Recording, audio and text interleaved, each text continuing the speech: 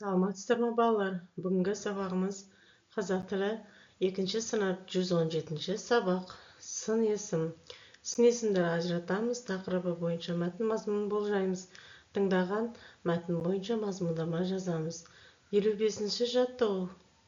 Тақырыбы бойынша мәтін мазмұнын болжа, мәтінді тыңда. Балықшы мысық. Мысық өзенге балық аулауға барады. Қармағын суға салады. Оған шабақ түседі. Бұл кішкентай балық қой деп ойлайды мысық. Қармағына құртын іліп алып, тағы да суға тастайды. Бұл жолы қармаққа алабұға түседі. Алабұға да онша үлкен емес деп ойлайды. Қармағын 3-ші рет тастайды. Қармаққа үлкен шортан балық түседі. Ол мысықты суға сүйреп әкетеді. Бұл жерде мәтін мазмұн бойынша жоспар құр және сол жоспар бойынша мазмұндама жаз депті. Мінеки балалар, жоспар құрдық. Мысықтың өзенге баруы, біріншісі, екіншісі мысықтың тойымсыздығы, үшіншісі мысықтың суға кетуі. Осылай жазып қоясыздар балалар. Келесі жаттығуымыз 56-ші жаттығу. Өлеңді қатесіз көшіріп жаз дейді. Қызыл балық, ақ балық, көлде шоршы ойнайды. Сансыз балық, сақ балық, бізді аңқау деп ойлайды. Сын есімдерді тап. Бұл жерде сын есім қызыл, ақ, сақ, аңқау деген сөздер барлығы сын есімге жатады балалар.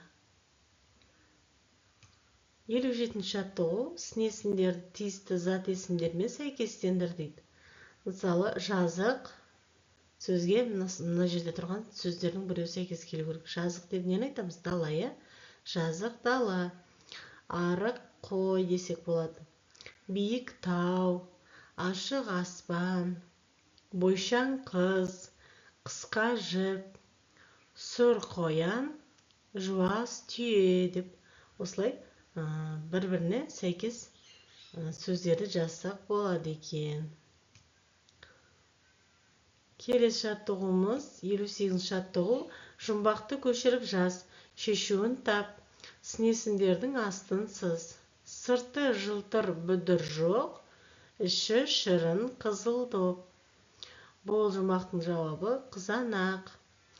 Сырты жылтыр бүдір деген сөз сын есімге жатады. Сын есімдердің астын сызамыз. Және қызыл деген сөздің де астын сызамыз. Бұл да сын есімге жатады балалар. Осымен бүгінгі сабағымыз аяқталды балалар. Келесі сабақтарда кездескенше сау сәлеметте болыңыздар.